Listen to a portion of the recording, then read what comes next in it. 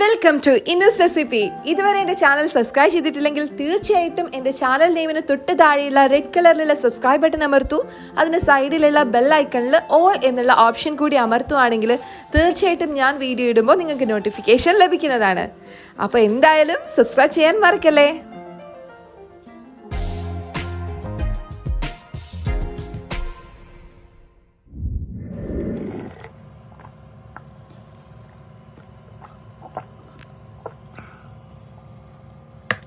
അപ്പോൾ നമ്മുടെ tasty delicious ആയിട്ടുള്ള ഈ പൈനാപ്പിൾ ജ്യൂസ് എല്ലാവരും ട്രൈ ചെയ്ത് നോക്കുക. എന്നിട്ട് അഭിപ്രായം പറയാനായിട്ട് മറക്കരുത് കേട്ടോ. നിങ്ങൾക്ക് എന്തായാലും ഇഷ്ടപ്പെടും.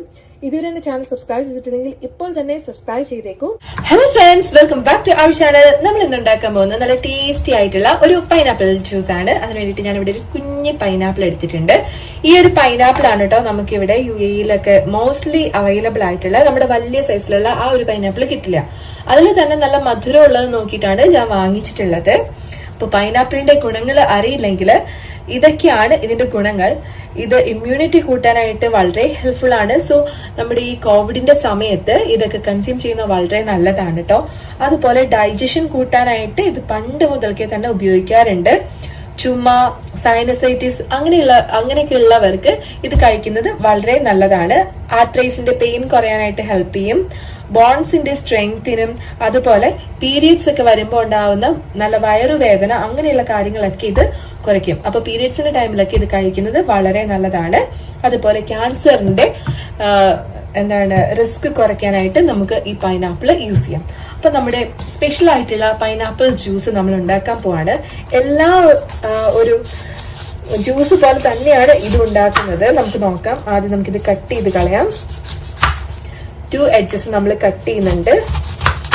ഓക്കെ, ഇനി സൈഡ് ഈ ഒരു ഭാഗം ഉണ്ടല്ലോ, ഇത് നമ്മൾ കൂടുതൽ വരുവാണെങ്കിൽ കയ്പ് വരും. പക്ഷെ പഞ്ചസാര ചേർക്കുന്നുണ്ടെങ്കിൽ ഇത് ചൊറിച്ചിലൊന്നും വരാതിരിക്കാനായിട്ട് ഹെൽപ്പ് ചെയ്യും കേട്ടോ.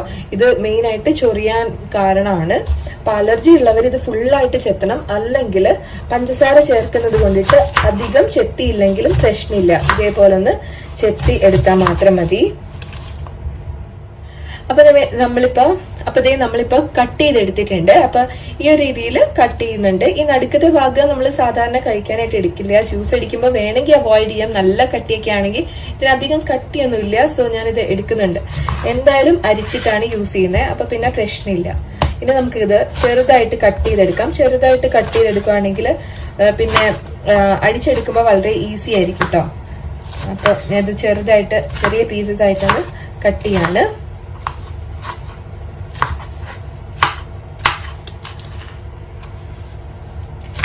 സോ കട്ടിംഗ് ബോർഡിൽ വെച്ച് കട്ട് ചെയ്യുകയാണെങ്കിൽ വളരെ എളുപ്പമാട്ടോ. പെട്ടെന്ന് തന്നെ ഇതേപോലെ കട്ട് ചെയ്ത് എടുക്കാനായിട്ട് പറ്റും. ഇനി നമുക്കിതൊരു ജാറിലേക്ക് ഇട്ട് കൊടുക്കാം. ഫുള്ളായിട്ട് ഞാനിപ്പോ ഒരു ജാറിലിട്ട് കൊടുത്തിട്ടുണ്ട് ഇത്. ഇനി നമുക്കിതിലേക്ക് ചേർത്ത് കൊടുക്കേണ്ട ഒരു സ്പെഷ്യൽ ഇൻഗ്രീഡിയന്റ് എന്ന് പറയുന്നത് ഇഞ്ചിയാണ് കേട്ടോ. അപ്പൊ നിങ്ങൾ ഓർക്കും ചെറിയൊരു ഇഞ്ചി ചേർക്കുന്നതുകൊണ്ട് എന്ത് ടേസ്റ്റ് വ്യത്യാസമാണ്, ആ ഇഞ്ചിയുടെ ടേസ്റ്റ് അല്ലേ ഉണ്ടാവുള്ളൂ എന്ന് പെട്ടെന്ന് വിചാരിക്കും. അങ്ങനെയല്ല. അപ്പൊ എന്തായാലും നിങ്ങളത് കഴിച്ചു നോക്കുക. ഈ ഒരു രീതിയിൽ വളരെ ടേസ്റ്റിയാണ് കേട്ടോ. അപ്പൊ ചെറിയ പീസ് ചേർത്താൽ മതി. നല്ല സ്പൈസി ആയിട്ടൊരു പ്രത്യേക ടേസ്റ്റ് തന്നെയാണ് പൈനാപ്പിളിന്റെ കൂടെ. അപ്പൊ ചില സാധനങ്ങൾ അതിൻ്റെതായ ഒരു കോമ്പിനേഷനിൽ ചേർക്കുമ്പോൾ ഒരു പ്രത്യേക ടേസ്റ്റ് ആണല്ലോ. അപ്പൊ ഇത് കഴുകി എടുത്തിട്ടുണ്ട്. ചെറുതായിട്ടൊന്ന് കട്ട് ചെയ്തിട്ട് നമുക്കിതിലേക്ക് ചേർത്ത് കൊടുക്കാം. പിന്നെ ഇതിലേക്ക് ഞാൻ ചേർത്ത് കൊടുക്കുന്നത് പഞ്ചസാരയാണ്. ഇപ്പൊ ഏറ്റവും നല്ലത് ഇപ്പോൾ വെയിറ്റ് ലോസ് ഒക്കെ ട്രൈ ചെയ്യുന്നവരാണെങ്കിലും കുഞ്ഞു കുട്ടികളൊക്കെ ഉണ്ടെങ്കിലും ഏറ്റവും നല്ലത് ബ്രൗൺ ഷുഗർ ആണ് കേട്ടോ. കുറച്ച് അധികം ഇട്ടാലാണ് മധുരം വരുള്ളൂ. അത് വലിയ ടേസ്റ്റ് വ്യത്യാസമൊന്നുമില്ല. കുറച്ചൊന്ന് ട്രൈ ചെയ്യുവാണെങ്കിൽ നിങ്ങൾക്കൊക്കെ ഇഷ്ടമാവും. അപ്പൊ ബ്രൗൺ ഷുഗർ ചേർത്ത് കൊടുത്തു. ഇനി ഇതിലേക്ക് ഞാൻ കുറച്ച് വെള്ളം ചേർക്കുന്നുണ്ട്. അപ്പൊ കുറച്ച് എമൗണ്ടിലേ ഉണ്ടാക്കുന്നുള്ളൂ, കാരണം കുറച്ച് പൈനാപ്പിൾ അല്ലേ ഉള്ളൂ. വെള്ളം ചേർത്തിട്ടുണ്ട്. ഇനി ഇതിലേക്ക് ഐസ് ക്യൂബ്സ് ആഡ് ചെയ്യുന്നുണ്ട്. കണ്ടോ, ഇതിലേക്ക് ചേർത്ത് കൊടുക്കാം. എന്നാലാണ് നല്ലൊരു ടേസ്റ്റി ആയിട്ട് ഇരിക്കുള്ളൂ കേട്ടോ. അപ്പൊ ഇതാണ് എന്റെ ഐസിന്റെ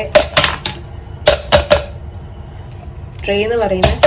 ഇങ്ങനത്തെ ട്രേസ് ഒക്കെ അവൈലബിൾ ആണ്. നല്ല ബ്യൂട്ടിഫുൾ ആയിട്ട് ഇതേപോലെ ഡിസൈനിലൊക്കെ നമുക്ക് ഐസ് എടുക്കാൻ പറ്റും കേട്ടോ. അപ്പൊ ഐസും ആഡ് ചെയ്തിട്ടുണ്ട്. ഇനി നമുക്ക് നല്ല പോലെ ഒന്ന് അടിച്ചെടുക്കാം. ഇതേപോലെ ഗ്ലാസ് ജസ്റ്റ് ഒന്ന് പഞ്ചസാരയിൽ ഡിപ്പ് ചെയ്യുകയാണെങ്കിൽ നല്ല അടിപൊളിയായിട്ട് ഇങ്ങനെ ഡെക്കറേറ്റ് ചെയ്തിരിക്കും. അപ്പൊ നമ്മുടെ ജ്യൂസ് ഇപ്പൊ നല്ല പോലെ അടിച്ചെടുത്തിട്ടുണ്ട് കേട്ടോ. ഞാൻ കണ്ടോ, ക്ലിയർ ആയിട്ടുണ്ട്. അതുകൊണ്ട് പിന്നെ അരിക്കേണ്ട ആവശ്യമൊന്നും വന്നില്ല. പിന്നെ നല്ല ക്ഷമയോട് തന്നെ അരയ്ക്കുക കേട്ടോ. ഏത് ജ്യൂസ് ആണെങ്കിലും ഒരു 1 മിനിറ്റ് എങ്കിലും മിനിമം ഇങ്ങനെ നന്നായിട്ട് അരച്ചെടുക്കുക. പെട്ടെന്ന് നിർത്തി വെച്ച് ഇടയ്ക്ക് നിർത്തുവാണെങ്കിൽ അതിന്റെ ഇങ്ങനെ പീസൊക്കെ ആയിട്ട് കിടക്കും. അപ്പൊ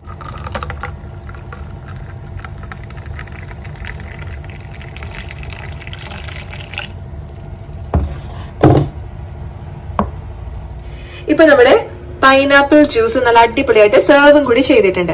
അപ്പൊ ഇഞ്ചി ചേർക്കാനായിട്ട് നിങ്ങൾ തീർച്ചയായിട്ടും മറക്കരുത് കേട്ടോ. ഒന്ന് ട്രൈ ചെയ്ത് നോക്കുക. ആ രീതിയിൽ ട്രൈ ചെയ്തിട്ടില്ലെങ്കിൽ നല്ലൊരു ഇഞ്ചി മിഠായിയുടെ ടേസ്റ്റും അതുപോലെ തന്നെ മധുരവും ഒക്കെ കൂടി ആകുമ്പോൾ ഒരു പ്രത്യേക ടേസ്റ്റ് ആണ്. നമ്മുടെ സാധാ പൈനാപ്പിൾ ജ്യൂസിൽ നിന്നും ഇരട്ടി ടേസ്റ്റ് കൂടുതലാണ്.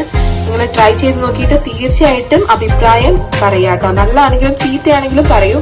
എന്തായാലും നല്ലതാണേ നിങ്ങൾ പറയുള്ളൂ.